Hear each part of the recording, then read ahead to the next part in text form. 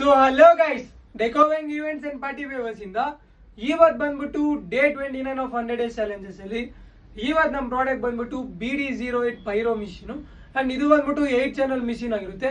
And ಇದನ್ನ ಹೆಂಗ್ use ಮಾಡೋದು ಅಂದ್ರೆ ಇದು ಪೈರೋ ರೀಫಿಲ್ ಅಂಡ್ ಇದು ಮಿಷಿನ್. ಸೊ ಇಲ್ಲಿ 2 ಪ್ಲಗ್ ಕಾಣಿಸುತ್ತೆ ನಿಮ್ಗೆ.